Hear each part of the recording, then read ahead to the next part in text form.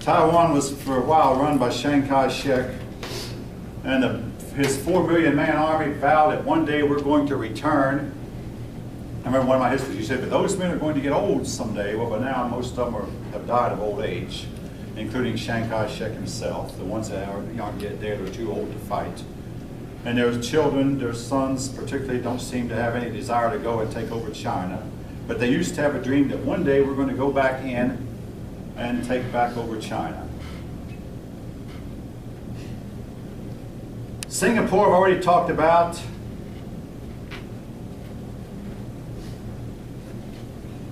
That name is Leekuan.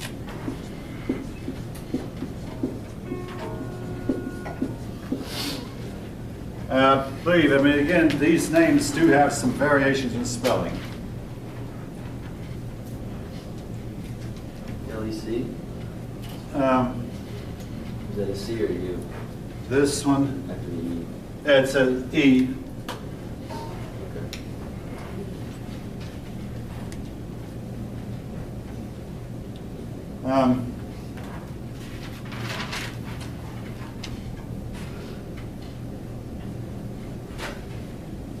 Okay, they have a dash here, Kuan-YEW.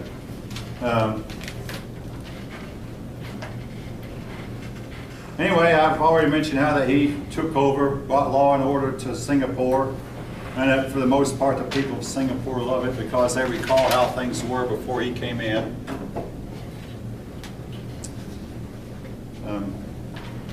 Michael Fay was not the only American to be caned. A few years later, another American went to Singapore and he got sentenced to a caning, but this time the press just glossed over it. Any American who goes to Singapore is warned. They don't allow chewing gum. They don't allow a few other things that we take for granted here in the States. And they have their laws. And if you break them, there's not much that the United States government can do to help you. Hong Kong was owned by Britain for a good many years, but in the original treaty, Great Britain promised that Hong Kong would be given back in 1997. And in 1997, Britain gave Hong Kong back, but Hong Kong had a huge population owing to the fact that while Britain was running it, a lot of Chinese fled to Hong Kong. But the Hong Kong people managed to cope. They set up their own market independent of the Chinese market, and they have done fairly well trading on the exchange.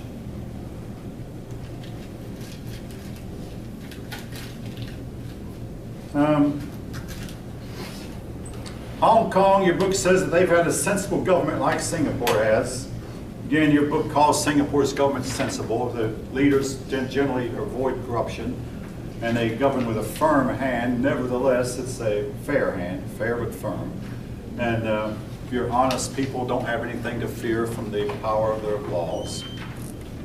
So they have prospered, but eventually the Chinese are going to demand that they become more and more like them and mix in more and more with them. And it's difficult to tell how Hong Kong will,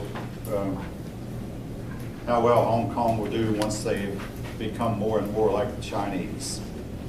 All right.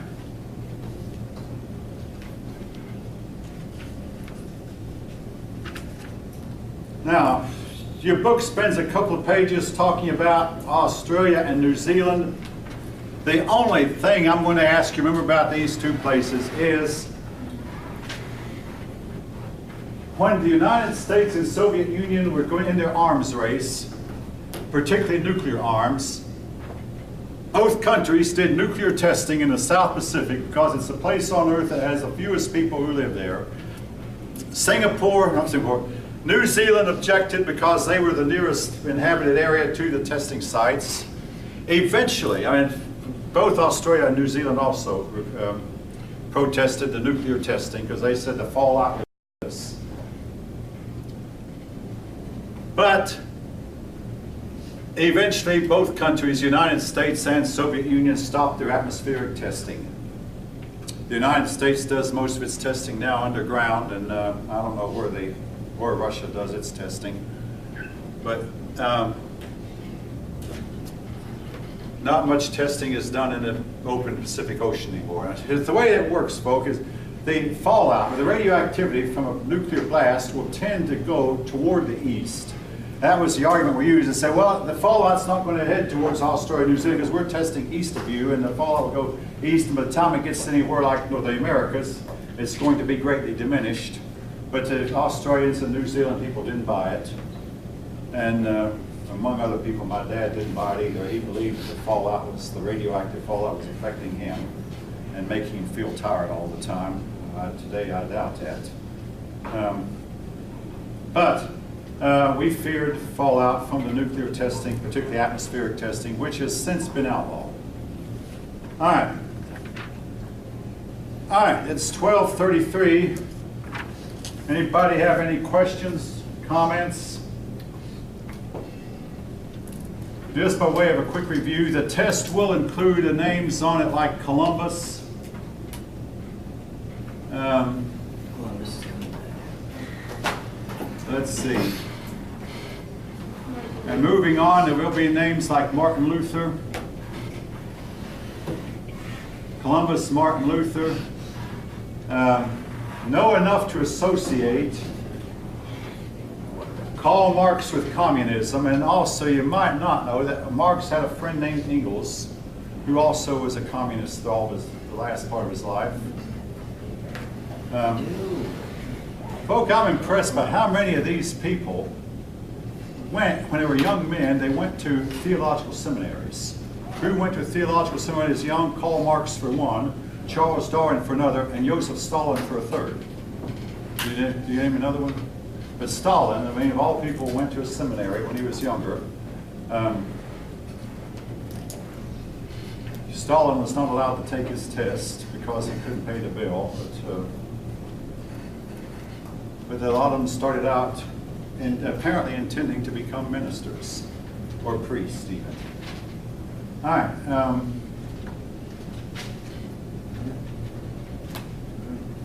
Anybody know what's the one doctrine that separates Catholic from Protestant? The one main doctrine is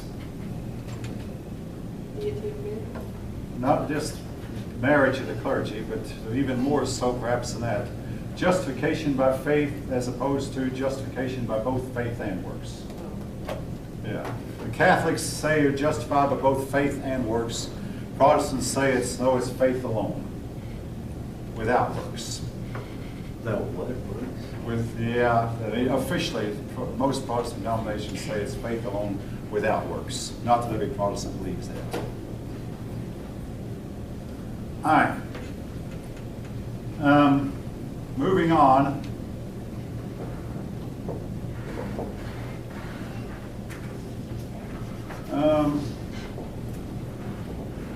Oh yes, what defeated Napoleon and Hitler both when they invaded Russia?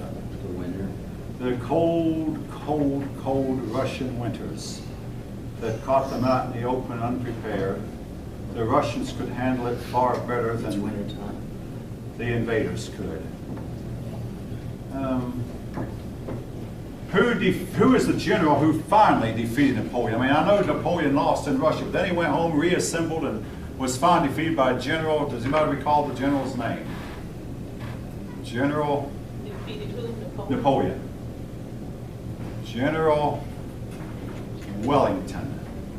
The Duke of Wellington defeated Napoleon for the last time. Who remembers the name of the battle? Waterloo. Waterloo. 50 years ago, there was a popular song about it. Yeah, but For a while, you've heard it?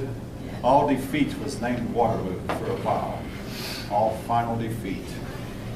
I remember reading a Superman comic book one time where they caught the criminal and Superman said, "This is your Waterloo. This is your final defeat. You'll never recover from this." Waterloo is, for a long time, was associated with ultimate defeat. All right. Let's see. Moving on to more recent times, I hope, folk, that all of you can match the main World War II leaders. For Germany, it was. Hitler, For Italy, Mussolini, for the United States, Roosevelt, and for Great Britain. Churchill. Okay. One of you is ready to take the test, please. All right. I hope you can match these. There'll be a few matching. And the bad thing about matching, a lot of times, if you miss one, you're going to miss a bunch. There was president, prime minister, dictator, call him what you will. In Germany, they called him the Führer. It was the high leader. And Italy, they called him El Duce. Let's see. We'll just refer to him as leaders. The real leader in Japan is believed to have actually been Tojo, and that the Emperor Hirohito is nothing more than a mere figurehead. They're doing a special story about this just in the last week or so. All right, let's see.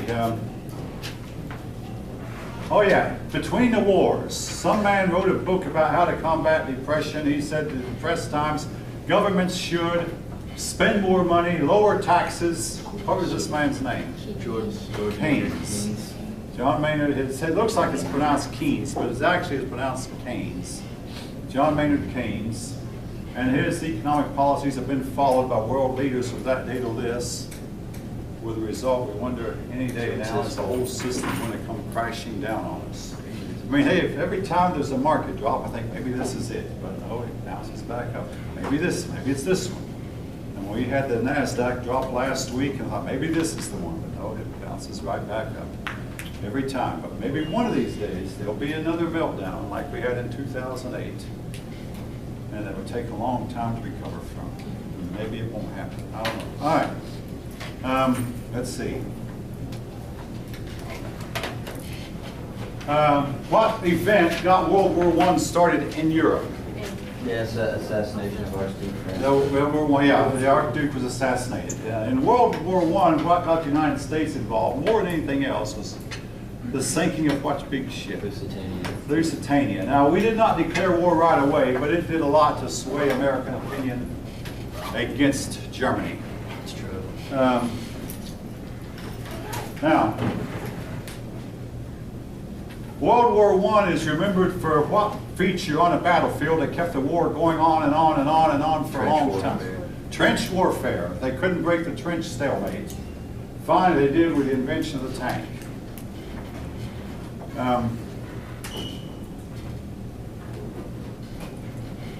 Oh yes. I mentioned this last, but anyway, Islam might have conquered the world, but what was the reason they didn't? And one reason, they did what? Started fighting among themselves, and they have been from that day till this. Otherwise, folk, there was a good possibility they might have transformed the whole world, but they started fighting among themselves. All right. Let's see if I can think of any others. Oh yeah, I will tell you this in advance. There are a few mistakes made in a final. There's one question where there's two answers that are the same answer exactly. I'll tell you which one not to use when we get the test. And there are going to be two questions on it that are the same question, just slightly different in wording. But if you know one, you know the other. Here, I made a mistake with your test. I didn't have any Scantron. I said, I have to buy the Scan Monday. Instead of waiting, because normally what I would do is fill out the Scantron, the key, my answer key, while I was proofreading. Instead, I went ahead and printed up the test, and once it was printed, there was nothing I could do but grit my teeth when I realized there were mistakes on it. But there will be a few questions on it that you might have seen before. One or two, not many, but there'll probably be a few you've seen before, but otherwise a new test. And it's, anyway, 65 multiple choice questions will be answers. As far as I know, the department is not going to give us 20 questions like they have in the past. So at least I haven't heard now. They might just decide tomorrow that they want us to give these 20 questions to you folk. If they do, there's nothing I can do about it. All right. Any comments, questions? All right, everybody have a good weekend.